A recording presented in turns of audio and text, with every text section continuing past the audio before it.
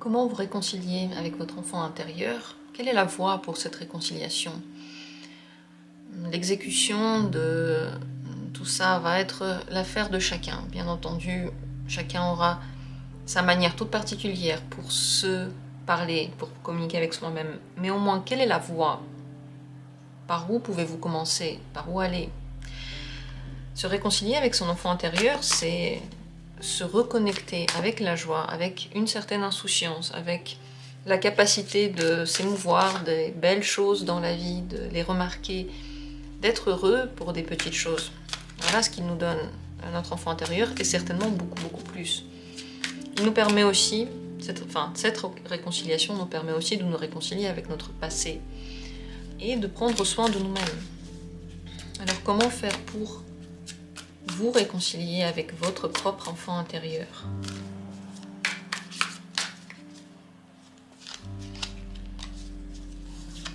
Premier tirage. Deuxième tirage. Et troisième tirage. Voilà les trois possibilités. Choisissez celle qui vous plaît, celle qui vous regarde et qui vous attire, qui attire votre attention, qui réveille votre curiosité, qui vous donne envie d'être ouverte. Si là vous étiez devant moi et que vous pouviez retourner n'importe laquelle de ces cartes, laquelle ce serait? Comme toujours, il y a les minutes pour chacune des possibilités pour vite y accéder. Et si vous avez envie de prendre plusieurs et que vous n'arrivez pas à vous décider, peut-être que vous avez aussi besoin de voir plusieurs tirages. On commence avec la première possibilité, la première paire de cartes.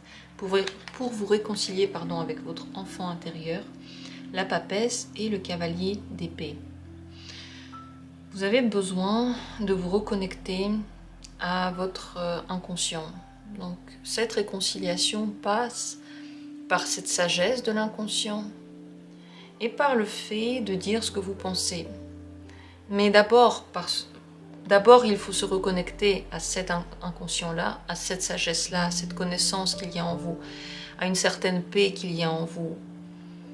Peut-être par le biais des méditations, parce que la papesse c'est une carte très spirituelle, peut-être par le biais de certaines prières ou de certains rituels que vous pouvez faire pour vous poser et pour jeter un coup d'œil dans votre intérieur.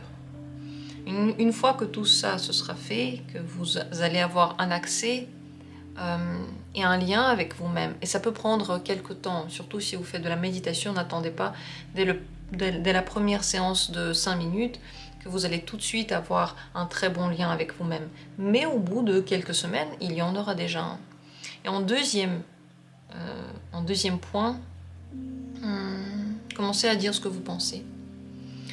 Bien entendu, il faut apprendre à le dire, parce que le cavalier d'épée peut être brusque, il peut dire des choses de façon blessante pour les autres, et c'est pas ce qu'on a envie de faire. On a envie de blesser personne, on a envie de fâcher personne avec ce que l'on dit, on a envie d'être entendu la plupart du temps.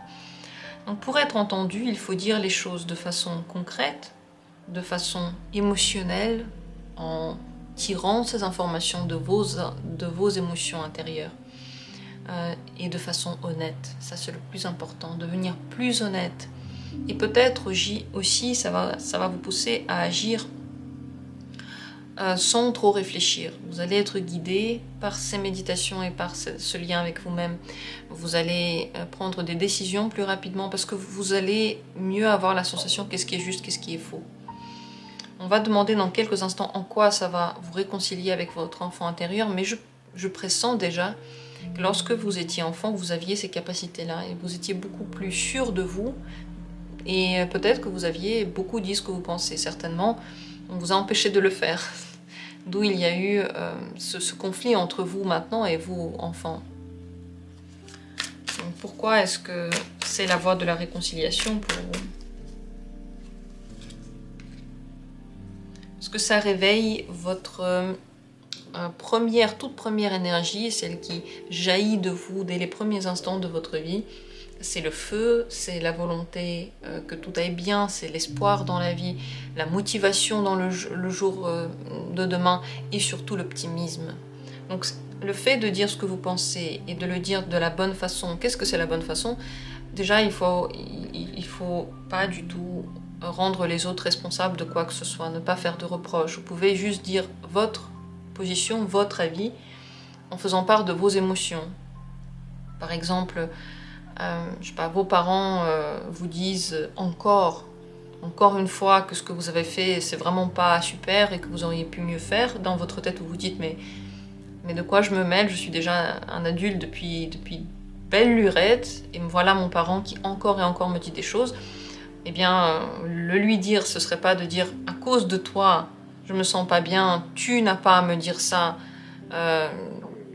notre communication est mauvaise à cause de toi. Ce serait plutôt de dire, je n'accepte plus ce genre de communication, je me sens attaquée par tes mots, ou je me sens mal quand je t'entends, donc je préfère arrêter notre communication si ce genre d'attitude envers moi continue. Si tu ne me traites pas, par exemple, comme un adulte, si tu n'acceptes pas mes choix, ou si tu ne respectes pas ma manière de faire. Calme, posé, mais quand même mettre des limites. Et ça j'ai donné un exemple, ça peut être n'importe quel autre exemple.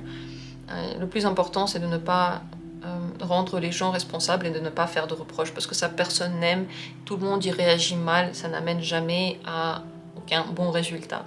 Par contre, en disant les choses de cette autre manière, les gens vous entendent, parce que eux aussi, ils ressentent les mêmes choses que vous, les mêmes émotions à d'autres moments. Donc tout ça, ça vous permettra de réveiller en vous l'étincelle de la vitalité et de l'optimisme. Et c'est pour ça que ça vous ramènera vers votre enfant intérieur.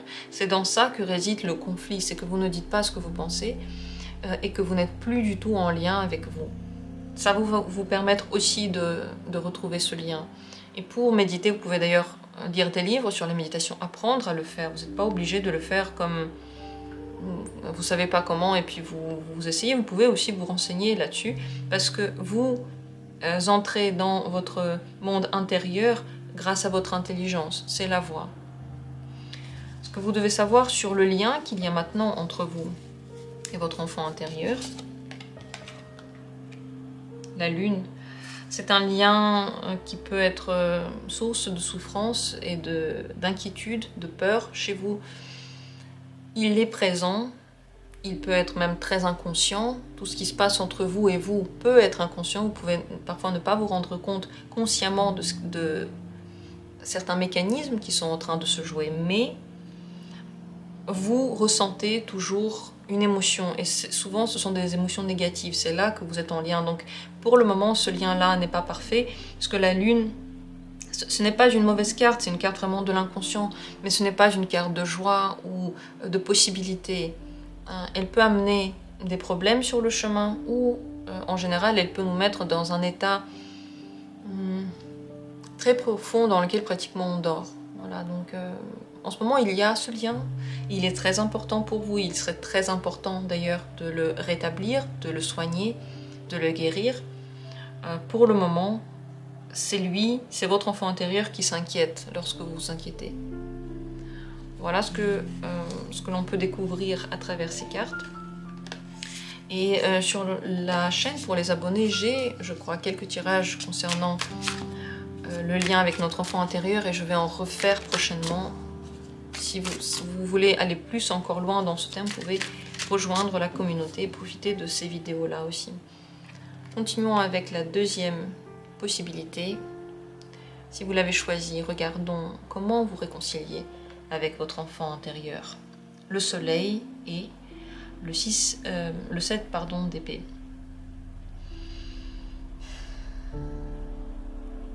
Il faudrait soigner votre rapport à l'insouciance, la joie, le bonheur dans la vie, la facilité. Ce rapport-là peut-être ne pas être parfait. On dirait que vous voyez de façon fausse et erronée tout ce qui est en lien avec justement l'insouciance. Peut-être que lorsque vous entendez ce mot-là, ou même le mot légèreté, ou le mot laisser aller, vous les prenez comme quelque chose de négatif. C'est seulement ceux qui ne prennent pas les responsabilités qui font ça. C'est seulement ceux qui ne sont pas dignes de confiance, qui sont insouciants et légers, et qui ne prennent prennent pas les choses au sérieux, les gens au sérieux, et la vie au sérieux, qui peuvent blesser par leur insouciance, ceux qui sont autour d'eux, finalement, ceux qui sont peut-être égoïstes. Si vous avez ce genre d'idée, si c'est comme ça que vous voyez tout ce que je viens de dire, et aussi la joie, si vous la voyez parfois comme quelque chose qui peut vous faire du mal, si vous voyez la joie des autres, vous êtes jaloux de la joie des autres, ou en général vous vous sentez coupable quand vous vous sentez très bien, ou vous vous sentez inquiet lorsque vous vous sentez très bien, comme si quelque chose de mal allait arriver, eh bien on est en plein dedans. C'est ce rapport-là qu'il faut soigner, vous rendre compte que certaines des compréhensions que vous avez de tous ces mots-là et de tous ces moments-là peut être erronées, et finalement vous vous punissez à travers les bonheurs. Vous pouvez vous enlever le bonheur ou vous enlever cette légèreté, ou dans les moments heureux ne pas en profiter parce que vous pouvez penser que c'est faux par exemple, ou vous ramenez d'autres mémoires dans la tête qui étaient douloureux, et donc ne plus profiter de ces moments. Et vous pouvez d'ailleurs le faire, comme dit, très consciemment. Vous pouvez savoir que vous le faites et continuer parce que vous pensez que ainsi vous allez vous protéger, parce qu'après une joie peut venir une déception. En réalité, vous ne vous protégez pas, vous ne faites que fermer les yeux sur un aspect très important de la vie, c'est l'aspect facile, et vous regardez seulement l'aspect compliqué, qui ne fait partie que d'un demi-monde. L'autre partie, elle est facile, il y a les deux, il y a la facilité et la difficulté. Vous pouvez à travers ça ne voir qu'un seul des côtés. Vous pouvez aussi être mal à l'aise lorsque vous voyez des gens qui sont très très heureux, et avoir l'impression que ceux qui sont dans la joie et ceux qui mènent la vie facilement, ils se trompent. Ils ont tort de se dire qu'on peut vivre plus facilement, qu'on peut laisser aller, qu'on peut lâcher prise, quand en réalité c'est très très dur. Ce rapport-là, peut-être qu'il faudrait aussi commencer à travailler, à le changer. Ça peut être changé avec un psychologue, ça peut être changé par vous-même. Si vous le faites vous-même, c'est comme un exercice quotidien de changement de pensée. Vous pensez quelque chose de ce que j'ai dit là, vous savez que ce n'est pas bon pour vous, et vous vous dites non, non, non. Ça, c'est le passé. Maintenant, je pense que la joie, c'est bien. Les gens qui sont insouciants pourraient m'aider à résoudre les difficultés de façon facile. Tous les jours, tous les jours, tous les jours, tous les jours, jusqu'à ce que ça devienne finalement pour vous une habitude. Ou avec un professionnel, avec un psychologue, qui pourrait vous aider à retrouver cette joie-là. En tout cas, c'est ça qu'il faut retrouver. C'est là qu'il y a comme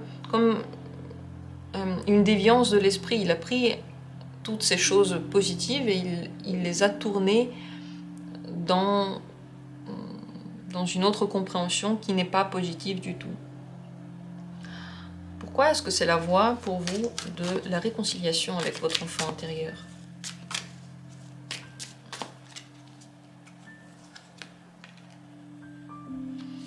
Parce que elle passe par vos pensées. Et si vous n'êtes pas réconcilié aujourd'hui avec cet enfant-là, c'est parce que vous pensez de façon très dure, peut-être parfois intransigeante, froide, vous jugez vous-même, vous jugez peut-être les autres. Vous faites les choses plus par cette logique et ce bon sens qui est très très aiguisé mais froid, que par le plaisir, le sourire. Vous ne faites pas les choses par sourire. Et donc il faut aussi passer par cette voie plutôt intellectuelle pour vous réconcilier avec cet enfant intérieur, changer vos pensées. Voilà la seule chose que vous pouvez faire pour ça. Et comme dit, changer vos pensées, c'est comme transformer un muscle. Comment on fait pour que le muscle devienne plus fort ou plus flasque? Pour qu'il devienne plus fort, on y travaille. Pour qu'il devienne plus flasque, on le laisse se reposer tout le temps. Pareil par rapport à cet esprit-là. Si vous laissez toutes les pensées, peut-être négatives, vous envahir, c'est comme si vous ne travaillez pas sur votre muscle. Et il devient de plus en plus faible, et il a de plus en plus de mal à dire non à ce genre de pensée. Il se laisse de plus en plus envahir. Qu'est-ce que vous devez savoir maintenant par rapport au rapport que vous avez avec votre enfant intérieur? Vous devez savoir que il est présent, il est timide, et il pourrait revenir de façon très agréable rapidement. Il pourrait être restauré rapidement et il vous permettrait aussi de moins douter dans vos choix, d'être plus sûr de vous, de plus profiter de la vie. C'est surtout dans la prise de décision pour l'avenir que ça va vous faciliter la vie. Et vous devez savoir que ça peut très rapidement revenir. Simplement, le jugement que vous avez de certaines situations va changer. Vous allez avoir une autre vision de chacune des situations. Par exemple, je donne un exemple par rapport à cette chaîne. Pourquoi est-ce que, je sais pas, Lina dit les choses comme ça, il faudrait les dire comme ça, autrement. C'est pas normal qu'elle dise les choses comme ça. Ça, c'est une vision plutôt négative. Une vision positive, ce serait, bon, bah, elle dit comme ça parce que c'est ainsi qu'elle voit les choses, et ça pourrait être intéressant de voir un autre avis que celui que j'ai. Peut-être qu'elle dit des choses avec lesquelles je ne suis pas d'accord, mais peut-être qu'il y a des choses qui vont ressortir et avec lesquelles je serai d'accord après. Pareil, je mets un commentaire parce que peut-être que Lina va changer son avis par rapport à ce qu'elle dit, parce que mon expérience va avoir une influence sur son interprétation, mais aussi une illumination de la situation avec un exemple. Ça, c'est la vision positive. Voilà ce que je peux vous proposer comme explication ici. Et comme j'ai dit pour le précédent tirage, je vous invite à rejoindre la communauté si vous voulez profiter d'autres vidéos sur l'enfant intérieur. Je vais prochainement refaire une. Je crois qu'il y en a une ou deux déjà sur l'espace membre, si je ne me trompe pas. En tout cas, il y en aura encore d'autres qui vont arriver très prochainement. Voilà pour cette deuxième possibilité. Continuons avec la troisième paire de cartes, si c'est elle que vous avez choisie. Comment vous réconcilier avec votre enfant intérieur, le monde et le 10 de denier. Ça passe chez vous par une indépendance et une libération de votre famille, de l'idée de votre lignée en général, du contact assidu avec vos proches. D'un côté, premièrement, prendre conscience que vous faites partie d'une lignée. En même temps, vous êtes particulier. Vous n'êtes pas comme tout le monde. Mais en même temps, vous avez des similitudes. Ces similitudes-là, vous pouvez les aimer ou ne pas les aimer, mais le mieux, c'est de les utiliser dans quelque chose de positif. Je sais pas, par exemple, vous aviez une famille de personnes qui étaient très rigides et qui étaient intransigeants. Eh bien, vous sentez que quelque part, vous retrouvez aussi ces capacités-là en vous. Ces traits de caractère. Pourtant, peut-être que ça ne vous plaît pas, vous n'êtes pas complètement comme ça. Vous avez quelque chose de très particulier, de singulier par rapport à eux. Eh bien, ce serait intéressant d'utiliser ça pour le travail. Dans le monde professionnel, dans le business par exemple, il faut être rigide, intransigeant, il faut utiliser ses capacités de persuasion, il faut être très très fort pour survivre. Et si vous les utilisez dans ce domaine-là, on ne va pas vous critiquer et vous n'allez plus vous critiquer. Au contraire, vous allez dire merci à ma lignée de m'avoir donné ça. Au contraire, si vous l'utilisez avec vos enfants, ils vont peut-être pas aimer, ils vont pas vous aimer. Et donc vous allez dire mais pourquoi ma lignée m'a donné ça? Donc ça, c'est un exemple en fait pour vous réconcilier avec ce que ont fait les gens de votre famille avant vous. La deuxième chose, ce serait bien de prendre de la distance avec les parents. Le monde, c'est la libération. Ça ne veut pas dire qu'on arrête de parler, ça ne veut pas dire que le contact est coupé et que l'on doit se disputer ou complètement pardonner les parents. C'est même pas ça. C'est d'avoir une indépendance intellectuelle, une indépendance de mouvement par rapport à sa famille. Ne pas dépendre d'eux financièrement, ne pas dépendre d'eux moralement. Vous savez par exemple que votre famille n'aime pas que vous fassiez quelque chose, eh bien travaillez sur le fait de l'accepter en vous, vous-même. Vous n'avez pas besoin que votre famille dise oui pour pouvoir faire quelque chose. Vous n'avez pas besoin de la reconnaissance de votre famille ou de la félicitation de votre famille, une fois que vous êtes adulte. C'est beaucoup plus dur quand on est enfant, puisque notre monde, pratiquement, c'est nos parents, on voit leur exemple, on sait qu'ils ont toujours pris soin de nous, donc on a l'impression qu'il y a comme un lien, et parfois même les parents disent qu'on leur doit quelque chose, c'est encore pire. Donc ça peut être très compliqué de le faire quand on est enfant, mais si vous retrouvez maintenant cette capacité, de vous détacher un petit peu de leur influence, alors vous allez vous rapprocher de votre enfant intérieur, qui lui certainement a perdu cette joie d'être celui qui il est. Parce que dans le monde, on a cet énorme plaisir de se réaliser dans ce monde tel qu'on est. Et on n'est pas complètement coupé des autres. On ne vit pas dans une petite maison au milieu de la forêt à cultiver nos légumes tout seul et on ne voit jamais personne. Ça n'a rien à voir avec ça. C'est juste qu'on est, en tant qu'individu et dans notre tête, indépendant. On peut avoir une relation, on peut avoir des enfants, on peut parler avec ces gens-là, mais on sait qui on est. On ne devient pas quelqu'un d'autre. On ne commence pas à suivre aveuglément quelqu'un d'autre. On a notre propre capacité de reconnaître qui on est et de nous réaliser tel qu'on est. Parce qu'il y a des gens qui vont se réaliser en tirant des cartes. Moi, je me réalise en faisant ça. J'aime bien montrer mes mains, et c'est tout. Et j'aime bien montrer mes cartes. Et j'aime bien en parler. D'autres vont se réaliser en faisant de la comptabilité, en étant sur leur ordinateur à compter et avoir beaucoup de grandes sommes devant les yeux tout le temps. D'autres encore vont se réaliser dans le fait de chanter, et chanter fort, avec différents styles. Et on ne peut pas dire que l'une des réalisations est mieux que l'autre, on peut simplement dire que chacun a la sienne, et chacun va faire une activité avec son propre style. Et vos parents, qui correspondent finalement à votre passé, ne voient pas la personne que vous allez devenir, ils voient la personne avec la lignée, là. Ils voient la lignée en vous, ils ne voient pas la personne que vous allez devenir. Et ça, vous pouvez leur montrer. Et vraiment, si vous avez des parents qui prennent trop d'espace, qui vous critiquent, qui vous disent tout le temps quoi faire, un petit peu prendre des distances et vivre votre vie de votre côté. Pourquoi vous avez besoin de ça? Pour vous réconcilier avec votre enfant intérieur. Le diable. Vous allez sortir des dépendances grâce à ça. Des dépendances aux parents, des dépendances affectives, peut-être aux personnes qui sont autour de vous. Et en général, vous allez retrouver l'agréable confiance en vous. Ça va vous permettre de sortir du rôle de la victime, d'arrêter de rester dans des situations qui sont douloureuses pour vous. Parce qu'on peut rester dans les situations douloureuses avec un compagnon, avec quelqu'un avec qui on a une relation amoureuse, mais finalement ça commence par la relation avec nos parents.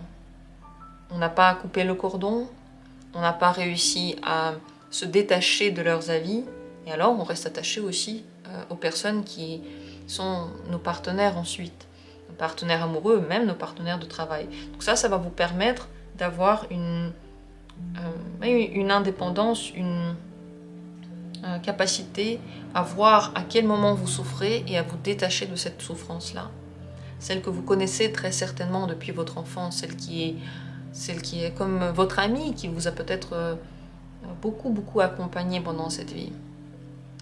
Et ça va vous permettre d'ouvrir une capacité incroyable qui est en vous, intérieure, que je ne vais pas nommer. C'est simplement votre identité. Et avec l'identité vient votre force, parce que le diable, c'est une grande énergie, c'est une énorme passion pour la vie, on croque la vie à pleines dents, et ça va vous permettre de vivre cette vie avec tout le potentiel de la force que vous avez. Ce que vous devez savoir maintenant sur le lien entre vous et votre enfant intérieur, Valet de denier, si vous cherchez à rétablir ce lien, il se rétablira. Mais si vous ne faites rien pour le faire, il va rester quelque part très loin, très inconscient. Parfois vous le trouvez, parfois vous le vivez cet enfant intérieur. Il n'est pas complètement coupé de vous, il n'est pas complètement lointain par rapport à vous. Il y a des moments dans lesquels vous êtes même très proche. Il y a eu des moments dans lesquels vous avez eu la capacité de vous réconcilier avec lui. Et peut-être que vous n'êtes pas allé jusqu'au bout de cette possibilité-là. Et il y a des moments dans lesquels, par hasard, vous vous reconnectez à lui. C'est des moments très très heureux et dans lesquels vous avez beaucoup de possibilités, vous avez beaucoup de chance dans ces moments-là. C'est comme ça que vous pouvez les reconnaître. Et bien entendu, en vous réconciliant complètement avec lui, ces moments de chance vont devenir beaucoup plus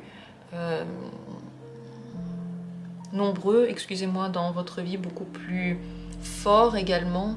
Et tout ce que vous recherchez surtout dans cette vie matérielle, dans notre vie concrète, je ne parle pas de la vision spirituelle, mais tout ce que vous recherchez en tant qu'humain sur cette terre, vous arriverez à le trouver.